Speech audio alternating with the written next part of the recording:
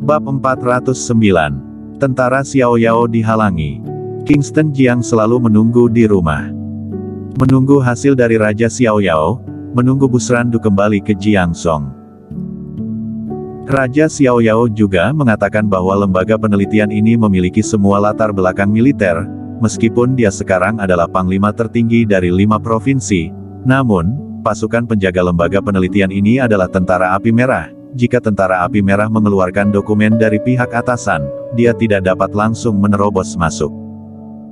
Jika Raja Xiao Yao tidak berhasil, maka Kingston Jiang hanya bisa menyerang masuk. Raja Xiao Yao mengeluarkan tentara dengan sangat cepat. Helikopter dikirim, dan 10.000 tentara Xiao Yao dikirim. Dengan segera mereka muncul di pegunungan tempat lembaga penelitian itu berada. Di luar lembaga penelitian, ada banyak orang yang menjaga di sini. Orang-orang ini tidak mengenakan pakaian tentara, tetapi berdiri tegak dan memegang senjata di tangan mereka. Suara apa itu? Penjaga itu mendengar sebuah suara dan tidak bisa menahan diri untuk melihat ke atas, dan melihat sekelompok helikopter di kejauhan. Seseorang mengeluarkan teropong dan melihat tanda di helikopter, raut wajahnya berubah, dia buru-buru berteriak, "C. Cepat laporkan, Tentara Xiao Yao sudah tiba." Basis penelitian, kantor.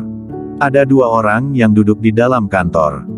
Salah satunya adalah Nif Dao. Salah satunya adalah pria parubaya berusia 40-an. Pria parubaya ini adalah letnan dari Tentara Api Merah, namanya adalah Benny Wu, dia juga merupakan salah satu kepala dari basis penelitian ini. Keduanya sedang mengobrol. Pada saat ini, ada ketukan cepat di pintu. "Masuk," kata Letnan Jenderal Benny Wu. Pintu terbuka dan seorang pria berjas hitam masuk, dia berteriak, "Lapor, Tentara Xiao Yao mendekati pangkalan." "Apa?" Benny Wu dan Nif Dao berdiri bersamaan. Wajah Nif Dao menjadi serius dan berkata, "Dia pasti datang demi Sylvia Yi. Aku tidak menyangka bahwa meskipun Kingston Jiang sudah bukan merupakan naga hitam, dia masih bisa membujuk Raja Xiao Yao untuk mengirim pasukan." Dia memandang Benny Wu dan bertanya, "Apa yang harus kita lakukan sekarang?" Setelah terkejut, Benny Wu menjadi tenang, sedikit melambaikan tangannya dan berkata, "Tidak apa-apa, pangkalan memiliki perintah rahasia dari Putra Surgawi. Tentara Xiao Yao tidak berani menerobos masuk, Putra Surgawi akan segera tiba, aku akan keluar untuk melihat keadaan terlebih dahulu." Benny Wu berjalan keluar. Di luar, Tentara Xiao Yao datang dengan cepat. Helikopter berhenti di udara, kabin terbuka, seutas tali mendarat, dan beberapa tentara bersenjata lengkap melompat turun. Dan sebuah helikopter mendarat perlahan dan muncul di tanah datar. Raja Xiao Yao dengan pakaian tentara turun dari helikopter. Pada saat ini, orang-orang yang menjaga lembaga penelitian datang. Dipimpin oleh Benny Wu. Melihat bahwa pangkalan ini dikelilingi, dia sama sekali tidak merasa takut. Berjalan mendekat, memandang Raja Xiao Yao, dan bertanya, "Raja Xiao Yao, apa maksud dari tindakanmu?" Raja Xiao Yao meliriknya dan bertanya, "Aku menerima laporan bahwa ada seorang gadis muda di Jiangzhong diculik malam ini. Pihak polisi memeriksa dan menemukan tempat ini. Namun tempat ini dijaga ketat dan polisi tidak memiliki kekuatan untuk menegakkan hukum. Jadi kasusnya diserahkan ke militer." Benny Wu tertawa dingin dan berkata, "Raja Xiao Yao, tidak disangka kamu sangat suka mengurus banyak hal." Raja Xiao Yao mengabaikan Benny Wu dan memerintahkan pihak militer menegakkan hukum. Orang-orang yang tidak relevan pergi ke samping, berani menghalangi penegakan hukum, akan dibunuh tanpa ampun. "Baik." Suara yang rapi dan nyaring terdengar, dan puluhan ribu tentara mendekat.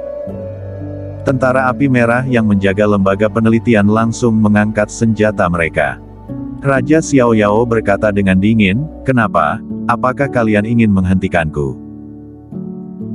Benny Wu berkata, "Raja Xiao Yao, ini adalah basis penelitian yang penting. Pangkalan ini dijaga oleh Tentara Api Merah dari kota Jingdu, ibu kota, dan Tentara Api Merah memiliki kekuatan penegakan hukum di seluruh negeri. Meskipun kamu adalah panglima tertinggi dari 5 provinsi, meskipun tempat ini berada dalam yurisdiksimu, kamu tidak memiliki kekuatan penegakan hukum di hadapan tentara api merah.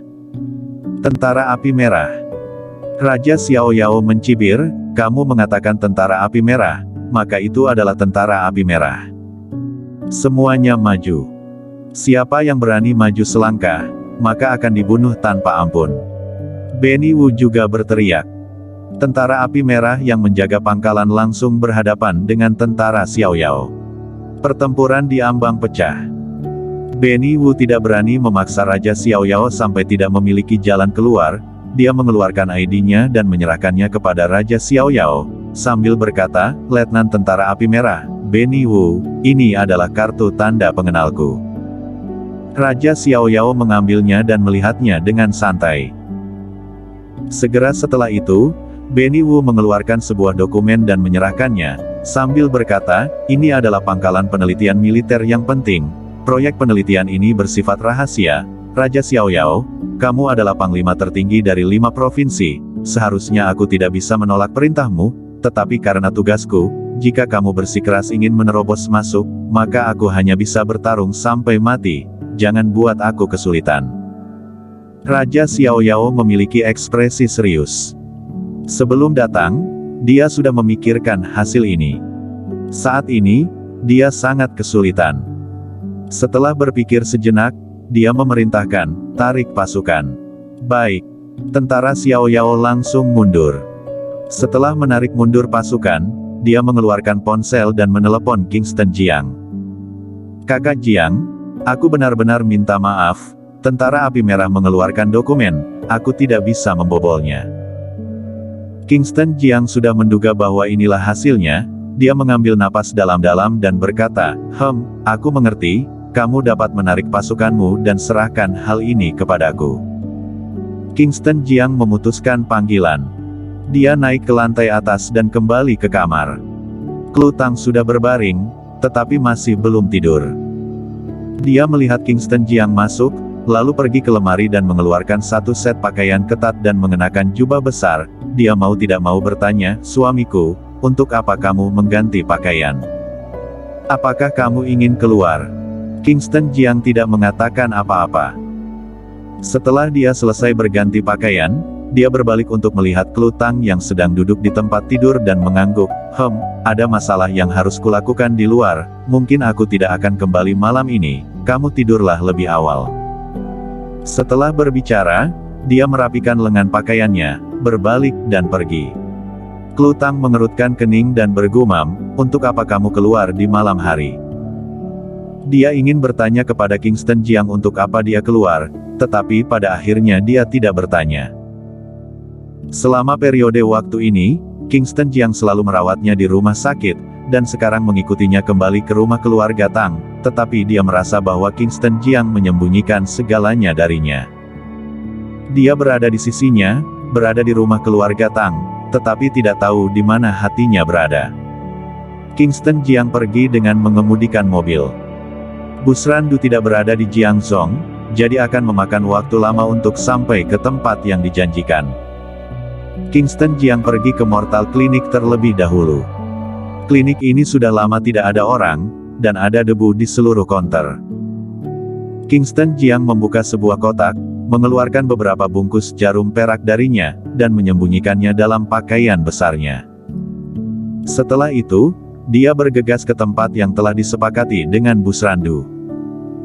Setelah menunggu selama 2 jam, pada pukul 12.30 tengah malam, Busrandu tiba, ditemani oleh 8 naga langit. Sebuah jalanan di pinggiran Jiangzhou. 2 mobil diparkir di sini. 1 dikendarai oleh Kingston Jiang. 1 lagi dikendarai oleh Busrandu. Busrandu turun dari mobil, setelah itu 8 naga langit baru turun. Kingston Jiang berdiri di depan mobil, merokok dengan tenang. Busrandu berjalan dan berteriak, Kakak Jiang, semua orang sudah tiba, kita sudah bisa menyerang. Yang lain angkat bicara, Kak Kingston. Kingston Jiang memandang 9 orang di depannya. Ke-9 orang ini semuanya terlahir sebagai pembunuh dan semuanya adalah pembunuh tingkat ses. Busrandu juga merupakan raja pembunuh. Kingston Jiang sedikit melambaikan tangan dan berkata, tunggu sebentar lagi. Busrandu tidak banyak bertanya, dan menunggu dengan sabar. Sekitar 10 menit kemudian, sebuah truk pickup datang dan berhenti di depan Kingston Jiang dan yang lainnya. Pintu terbuka dan Raja Xiao Yao yang mengenakan pakaian kasual, keluar dari mobil dan memandang Kingston Jiang, menunjuk ke mobil di belakangnya, dan berkata, semua yang kamu inginkan semuanya berada di dalam mobil. Kingston Jiang mengangguk, segera menatap Busrandu dan yang lainnya, dan berkata, ada peralatan di dalam mobil dan pelindung tubuh, kalian dapat mengambil apapun yang kalian inginkan. Musuh kali ini adalah tentara api merah yang bersenjata lengkap, dan ada senjata berat, sangat berbahaya dan kemungkinan bisa meninggal. Busrandu tersenyum dan berkata, kami sudah mengetahui situasi basis penelitian, kami dapat mencuri data darinya, tentu saja kami mengetahui situasi di sana, meskipun berbahaya, tetapi itu bukan tempat yang sangat berbahaya. Kingston Jiang berkata, ambil senjatanya dan berangkat. Bersambung.